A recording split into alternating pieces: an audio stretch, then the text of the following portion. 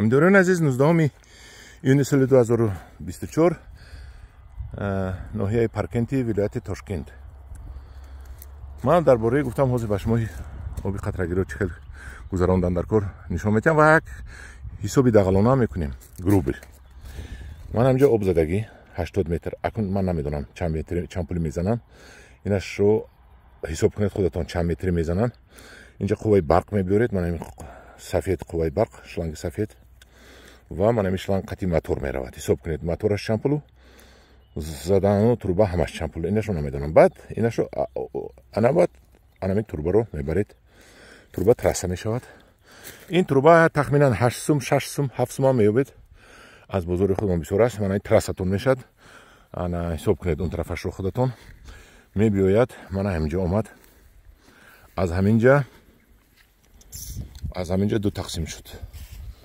تو اینجا اومد و دو تقسیم، یا تاکس وای زمینش رفت، انا وای زمین رفت، اینش و این زمین رفت. من از موبایل ترس رفت کو وای طرف و این طرف دو طرف. من حساب کنید همین خود همین 6 7 چند متر میرد، چند جا با من این زدیش که میمونه. حساب کنید اینا بوده که 25 30 سومون، این 6 7 سومون مترش حساب کنید. من انا این اپارات که میبینید بوچکه برای دورو من دورو ریخته موندگی و من این تگش پرتفتگی من ببینید این رو سنگ موندگی بورونه برای این رو اینژکتور وینتوری میگن، اینژکتور وینتوری. این هم خیلی چسبانده شده است که از ترس با موبایل در منم خیلی یکتا من دستم بریدم. من یکتا این خیلی ببینید خودتون فهمونم. ما روسی خطی اوسا میفهمم، توجیک خطی میفهمم. یکتا منم خیلی از تروبا میسوزید و اینژکتور وینتوری تو انا همینجا میبید، تو انا همینجا، انا همینجا، تو انا اینجا و بعد میرد شلنگ بالا. این اپارات اینژکتور وینتوری انا. بعد منم خیلی دوتا میسوزید، من استر کنم. بعد منم خیلی از ترس دوتا میسوزید. این خیلی میبرید اینجا میچسبونید، یک تا اینجا میبرید اینجا میچسبونید و موبایلش رو میچسبونید. وقتی که آب رو شما سر دادید، من همین آب با پورگی رفت شده است، من آب با پورگی کشوده. وقتی من همین با پورگی کشوده باشد، اگر اینژکتور وینتوری نمیکشد آب رو، وقتی بعد اینو کم ترک خیل میکنی، آب رو خیل سر میتید و این خیل میروه. وقتی که رفت این رو میکشد، یعنی از درون بوچکه دوروتون کشیده روی میکند و این خیل آمرده در ترس قشکده میرد. اگر وقتی که با پورگی کشودید، این آب پوره با پایین میرود، بالا نمیرود. برای همین واسطه با همین در رگولر که شما همین میشد. انا میخی چقدر این آب کم کنید با بالا سرتید، همون قدر آب داروی شما رو بسیار میگیره میبرد. برای همینجا رگولر که میکند آب رفتن میگیرد.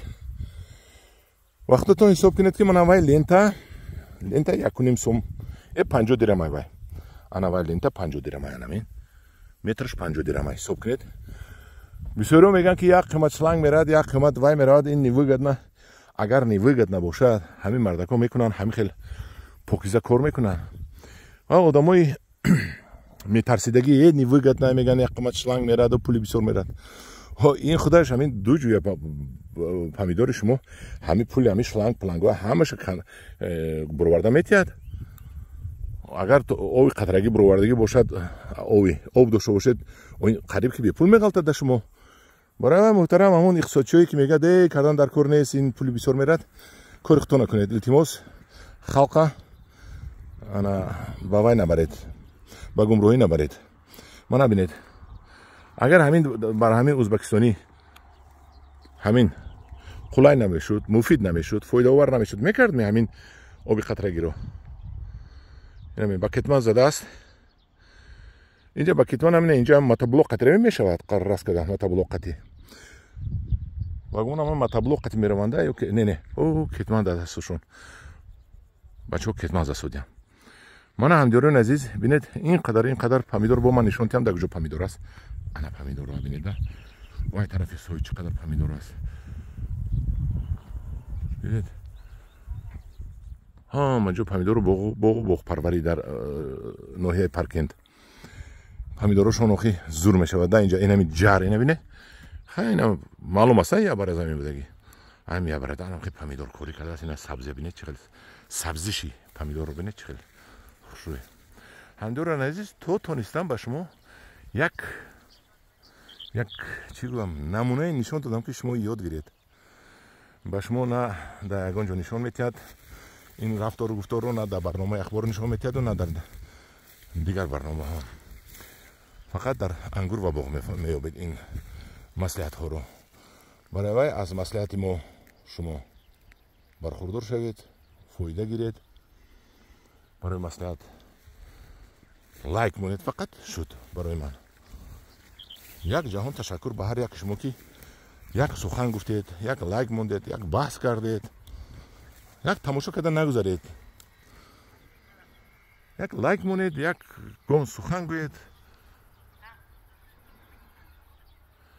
یاد گیریم با یک دیگری سخنهای بیگانه به وای چی در کار به فایده گپ‌های به فایده انا اونجا پیوندگرا رو ببینید باغ رو پیوندگر شده است سخنهای به فایده چی در کار در یوتیوب بسیار بودن مرا ماشینی گفته داشتم دادن پدر و مادرم رو یک کلمه شوکت رو ما حرف وش رو پروپسکات کردیم ای قدر بی سواد نمیدونم 2 سال همین مکتب خونده سواد یاد میتید بنده آخه یعنی اینه من معنی گپی من این است شوکت نشوندن این بی سوادی من نمیگد که همدیران عزیز یاد گیرید باز یاد گیرید باز خونید باز تجربه کنید وطن بیایید آبادی کنید همین 1 سال یا 2 سال در مهاجرت مهنتی کار کردید پولتون یک اوپل کهنه نخرید و جمع کنید و انا خیلی در نزد زن و فرزندانتون کار کنید و این هم خیلی پمیدور پروری کنید این پمیدورا که شما راست خریدار اومده از سر زمین شما خریده میبرد التماس گپای گنده نگوید در پناه خدا باشید